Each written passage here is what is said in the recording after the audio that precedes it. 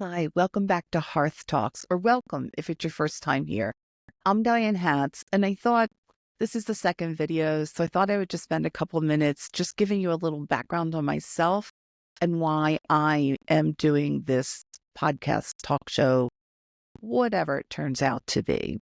So if you want to share about yourself, please feel free, leave something in the comments or in the community chat tab on the channel page. I'll spare you childhood.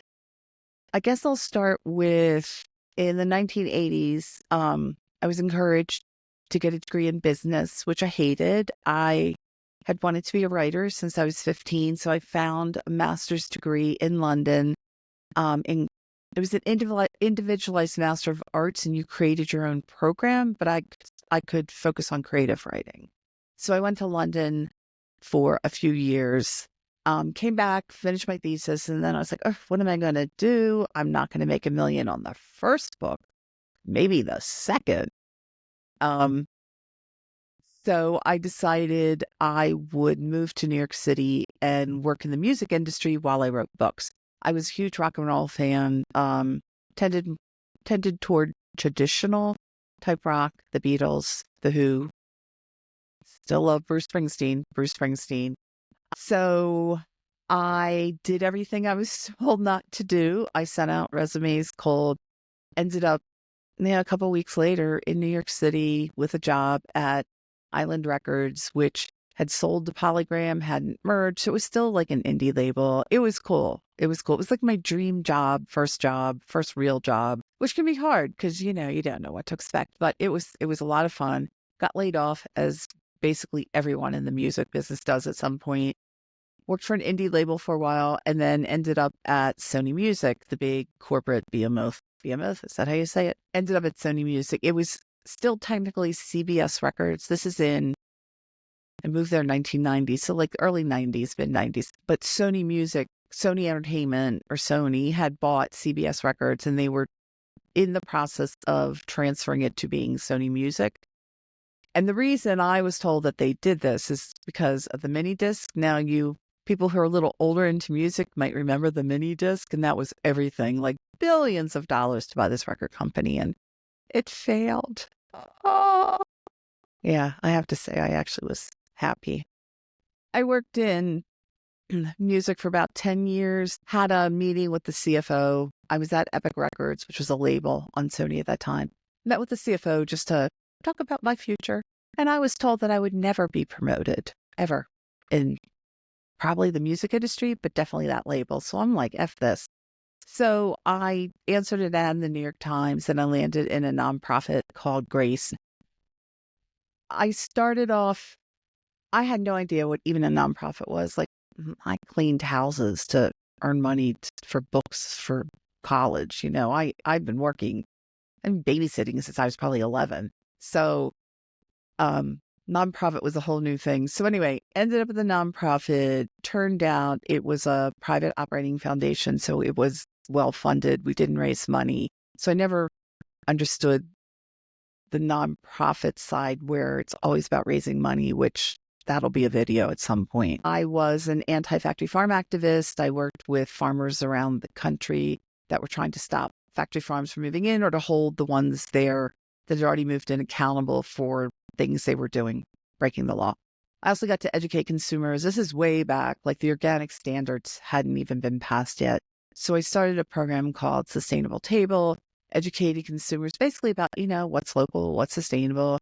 2007, I got permission to rent a rock and roll tour bus and cross the country from California to New York to promote sustainable food by eating pie. It was really cool. I'm hoping with Hearth we could do that again at some point to promote creative expression and what I'm trying to do with it.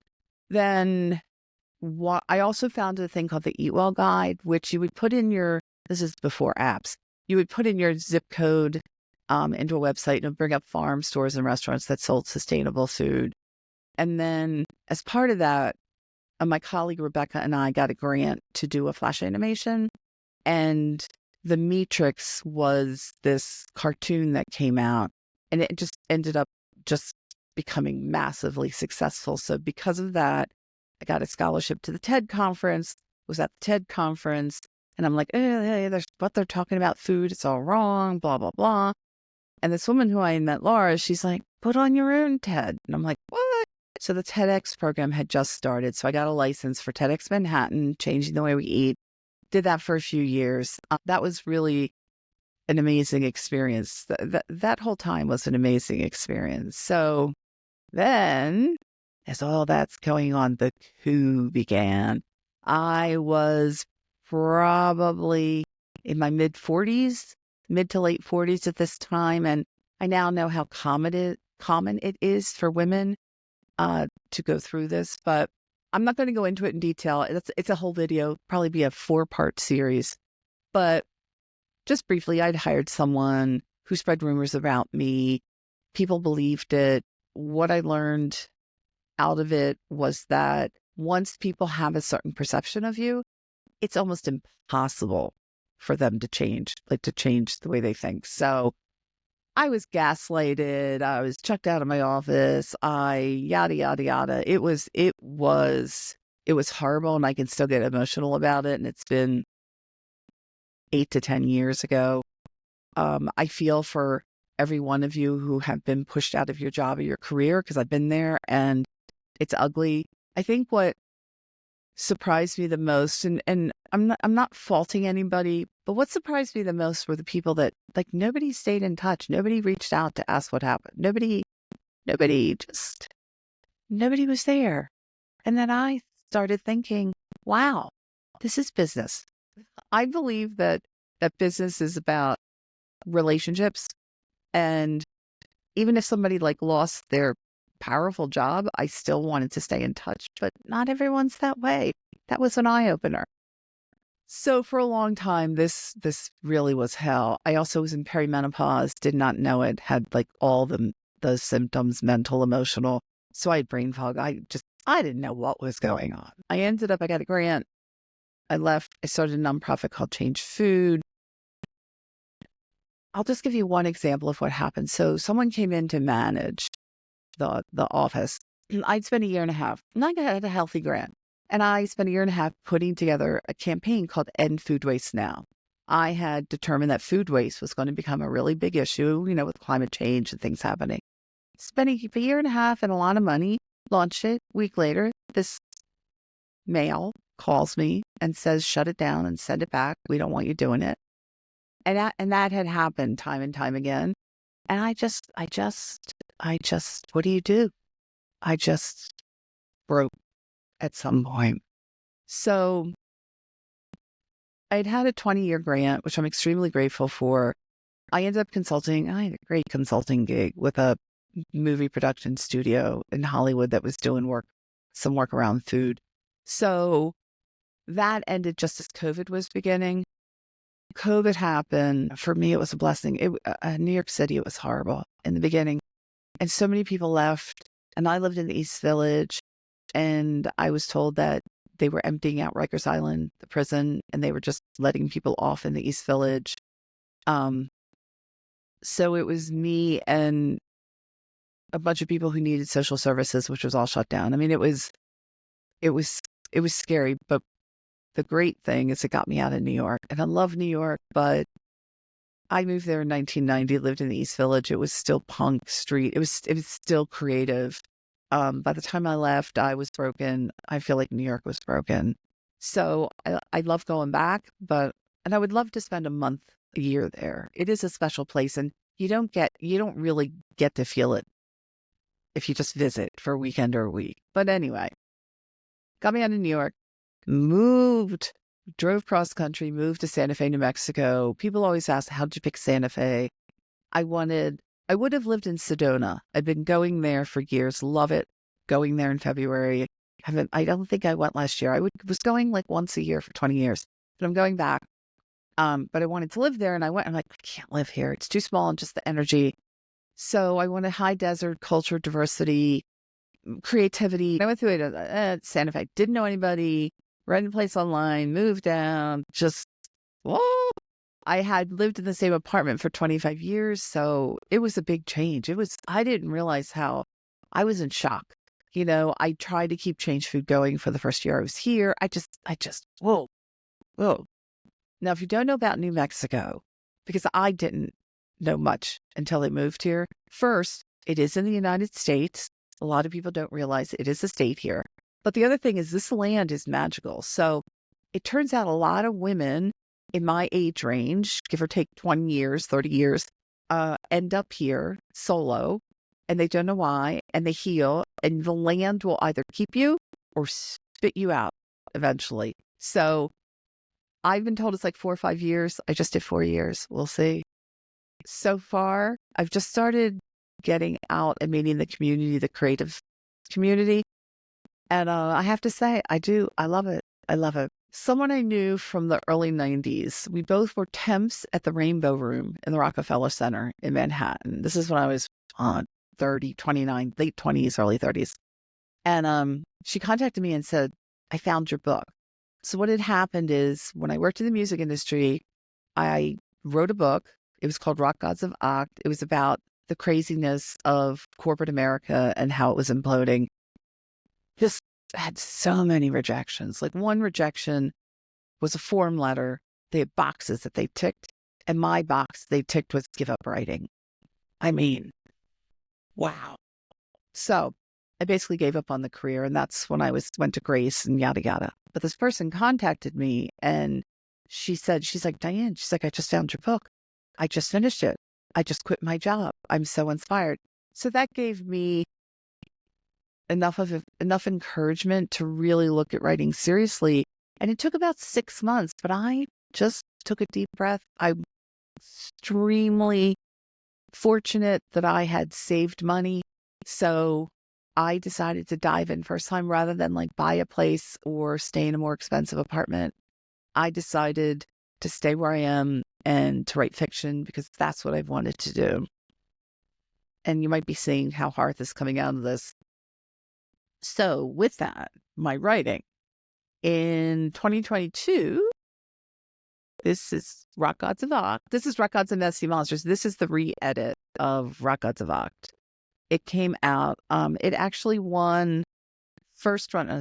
You can't see the award there. First runner up in sci-fi and fantasy in 2024 at the Eric Hoffer Award, which for indie writers, I was pleasantly shocked.